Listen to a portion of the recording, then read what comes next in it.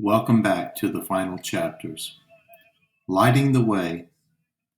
Oh my, you've saved them all, said Rose. They saved themselves, said Mother Mary Joseph.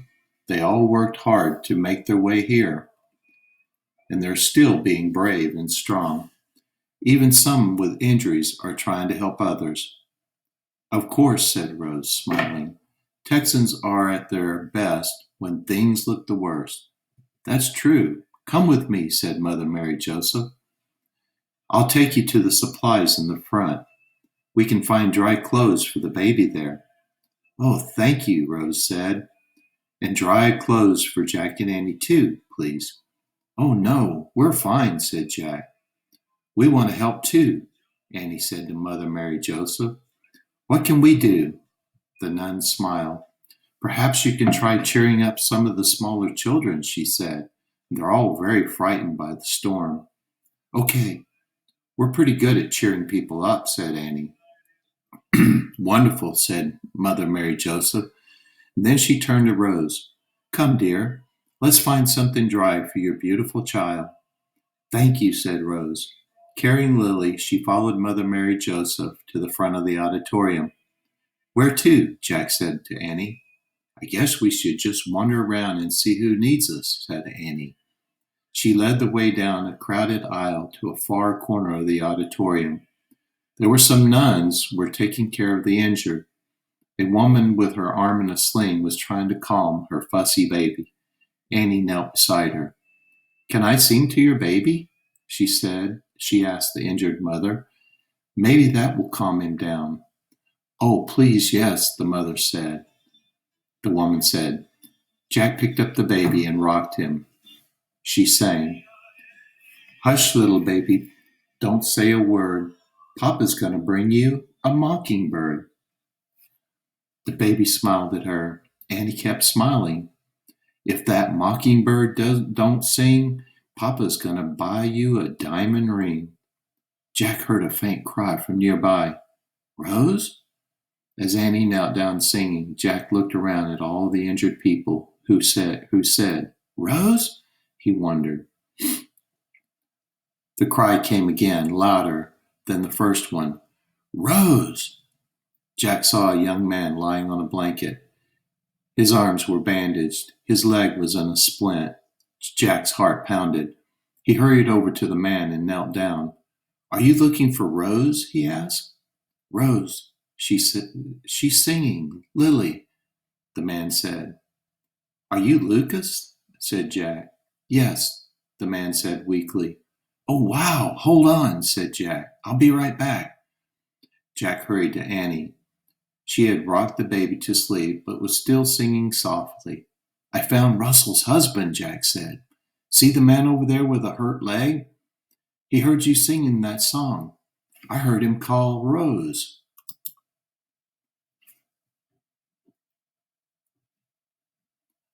Oh, said Annie. Get Rose, bring her here.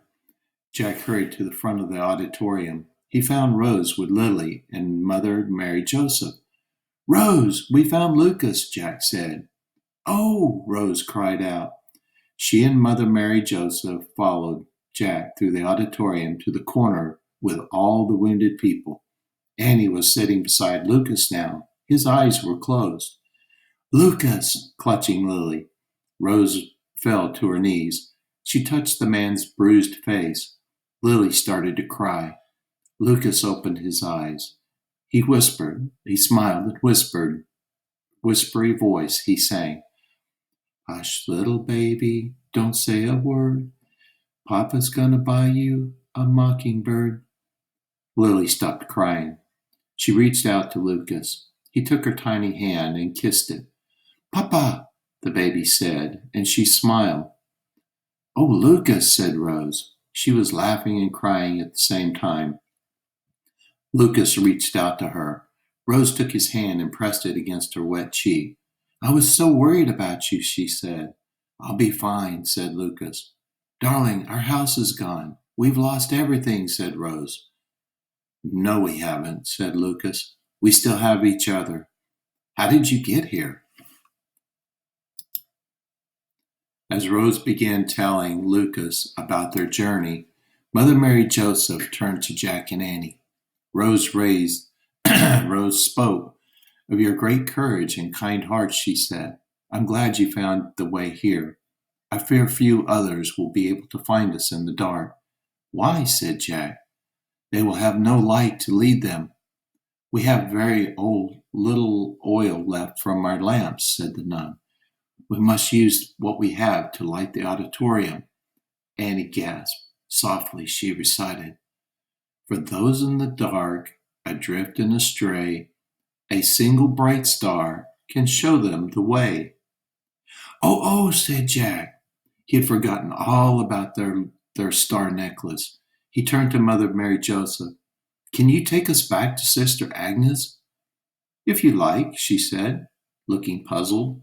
She led Jack and Annie out of the auditorium and down the hall.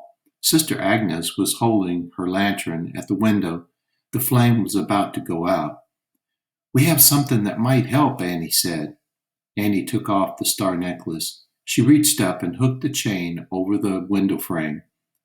The star dangled in the breeze, coming from outside. Its tiny light was no more than a flame of a birthday candle. What a lovely thought, Mother Mary Joseph said to Annie. A lone star, just like our Texas star. Shall we go back to the others now? Sister Agnes gasped. The light of the tiny lone star was glowing brighter and brighter and brighter until the hallway was filled with golden light. The light from the star shone all the broken windows out over the storm waters as far as the eye could see.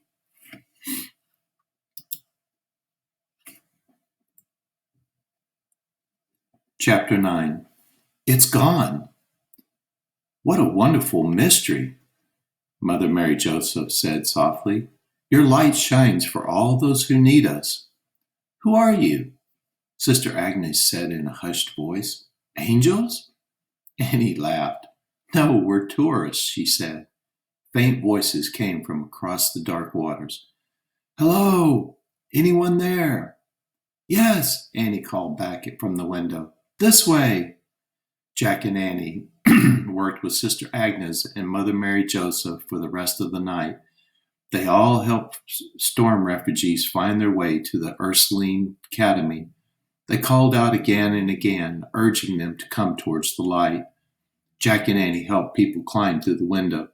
They led them to the auditorium. They gave them shoes and blankets. They were never too tired to lend a hand.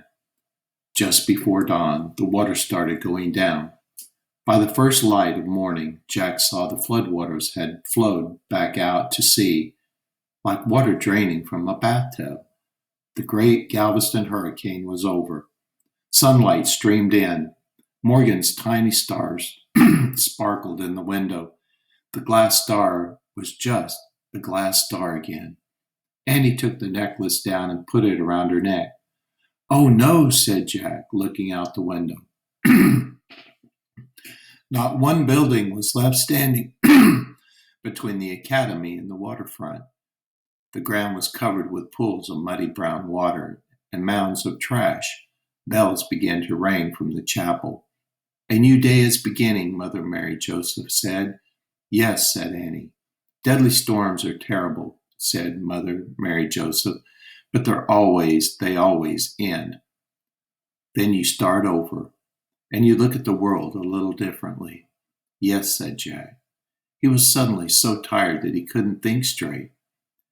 You both must lie down and rest now, said the nun. You can sleep in my room. Thanks, said Annie, but we have to find our parents right away so that they'll know that we're safe. Please tell Rose, Lily, and Lucas goodbye for us. Of course, said the nun. I will. And thank Rose for taking good care of us, said Jack. Tell her not to worry. We know how to find our mom and dad. Are you certain you know where you are? The nun asked. Yes. We just have to get back to Avenue L near 25th Street, said Annie. Is that far from here? Jack asked Mother Mary Joseph. No, No, it's very close, she answered. Only 2 blocks north. Thanks, said Annie. Mother Mary Joseph looked worried. Are you positive you can find your parents? She asked. No question about it, Annie said. You'll come right back here if you don't find them, the nun said. Promise? Promise, said Jack and Annie together. Mother Mary Joseph led Jack and Annie down the stairs to the first level of the building. All the windows were broken. All the doors had been blown away. The storm water had drained out, leaving muddy puddles on the stone floor. Mother Mary Joseph stopped in the open entranceway. Thank you for all your help and for your guiding light, she said. Thank you for helping us, said Annie. You remind me of a good friend of ours named Morgan. Me too, said Jack. Mother Mary Joseph smiled.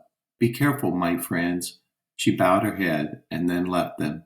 Mother Mary Joseph was a hero Morgan wanted us to learn from, said Annie. Right, said Jack. He quoted from Morgan's rhyme. Learn from a hero who's humble and brave, who welcomes the hundreds arriving on waves. Look her up on our Texas book, said Annie. I'm afraid it's ruined, Jack said. He pulled off his knapsack and took out the Texas book. It was soaking wet. All the pages were stuck together. Oh, too bad, said Annie. Jack put the book back into his knapsack. Let's go, he said. Then he and Annie headed out of the Ursuline Academy. They took each other's hands and began slogging through the mud. As they walked up 25th Street, Jack looked straight ahead. He tried not to think about the destroyed city and the mounds of wreckage. Instead, Jack kept his mind on home, on the Frog Creek woods and their house and their mom and dad. He thought of Morgan Le Fay and Merlin and the magic treehouse. Soon Jack and Annie turned onto Avenue L. All the houses had been torn apart in that storm, too. Only a few walls and chimneys remained. There's the iron fence, said Annie. They walked through the open gate of the fence into the muddy yard. Annie gasped. It's gone, she said. I know, said Jack. We were there with Rose when her house was destroyed. No, not Rose's house, said Annie. Our house is gone. She pointed to the remains of the oak tree. That was our tree. The trunk was split in two. All the upper branches were gone. And so was the magic treehouse.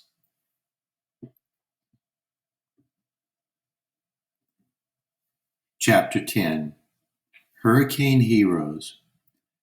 Jack stared at the bare, broken tree. He couldn't believe it.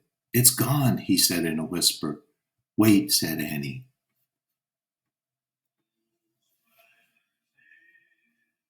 Is that it? She pointed to a pile of muddy boards jammed against the iron fence. Maybe, said Jack. What's left of it? He and Annie stepped over the ruins of the treehouse. The floor was covered with brown mud. The roof was missing. 3 of the 4 walls had caved in. Jack started to lift one of the fallen walls. Hold on, said Annie. She reached under the wall and pulled out their wet Pennsylvania book. Oh no, it's ruined too, said Jack. Wait, said Annie. She carefully peeled apart some pages. Here's the photo of the Frog Creek woods. She showed Jack the smeared page. That's all we need. Get in the treehouse. Are you crazy? Said Jack. Just get in, said Annie. There's no inn to get into, Annie, said Jack. Fine, then we'll sit on the floor, said Annie. Holding the book, Annie sat down on the muddy floor. Jack sat beside her. He had gotten so used to being wet and grimy that he didn't even think about the mud. Annie pointed at the smeared photo of Frog Creek. I wish we could go there, she said, but nothing happened. Jack put his head in his hands. I wish we could go there, Annie shouted. Jack felt the floor of the treehouse start to move. Whoa, he said. He couldn't believe it. Then the wind started to blow. The treehouse started to spin. It spun faster and faster. Then everything was still. Absolutely Still. Tap, tap, tap. A breeze blew through the window of the treehouse. Rain splashed softly against the oak leaves. We're home, Annie said. Jack looked around. As always, no time had passed in Frog Creek. Jack and Annie was wearing their own dry, comfortable clothes and shoes again. The canvas knapsack had changed into Jack's backpack. The Pennsylvania book lay on the clean wooden floor. It was in perfect shape. Best of all, the treehouse had a window again, and four walls and a roof. I didn't know if the magic in the treehouse could fix the treehouse itself, whispered Jack. It was, I was pretty sure it could, said Annie. Of course you were, said Jack, smiling. Come on, let's hurry home. Wait, I want to look at the Texas book one more time, said Annie. It was ruined by water damage, remember? Said Jack. Yep, said Annie, but I'll bet it's fine now. Jack pulled the Texas book out of the backpack. The book was as good as new. Yay, Annie said. You were right, said Jack. He handed her the book. Annie looked in the index. Here, she said. She turned to the right page. Oh, wow, listen to this, she shouted aloud.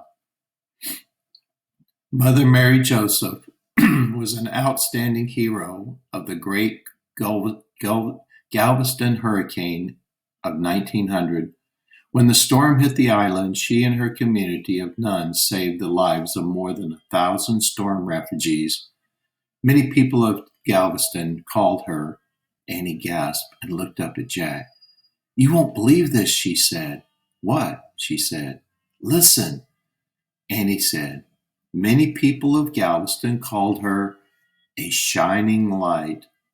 Oh, man, said Jack, smiling. Annie turned the page and read more. After the storm, 6,000 to 12,000 people were dead or missing, and 4,000 buildings were destroyed. But the survivors of the great Galveston hurricane did not give up. In spite of their suffering, they immediately began rebuilding their homes and their lives. Rose would say that's what Texans do, said Jack. She was so proud to live in Texas, said Annie. She kept reading. Workers also built a high seawall to help keep the sea from ever destroying Galveston again. Most amazing of all, they pumped sand from the floor of the Gulf to raise the level of the whole city. Today, Galveston is one of the best protected cities on the Gulf Coast. That's really great, said Annie. She put the book on the floor. I'd like to go there again, in our time. Me too, said Jack. I'd like to meet the great-great-grandchildren of Rose and Lucas, said Annie. And Lily, said Jack. Yep, smiled. But first, I'd like to go home and see Mom and Dad. Yep, said Jack. I'd like that more than anything in the world. Annie took off the star necklace and set it on top of the Texas book. Jack pulled out his backpack and climbed down the rope ladder. Annie followed. As they started through the woods, the rain gradually stopped falling. Streams of misty sunlight slanted through the trees. Birds sang loudly. Remember what Mother Mary told us, said Annie. Deadly storms are terrible, but they always end. Then you start over, said Jack, and you look at the world a little differently. Yeah, like ordinary things seem more special than before, said Annie. Like comfortable shoes, said Jack. Like birds, said Annie. Like sunlight, said Jack. Like family and friends, said Annie. Like family and friends, repeated Jack. Let's hurry. He and Annie took off running through the Frog Creek woods, heading for home.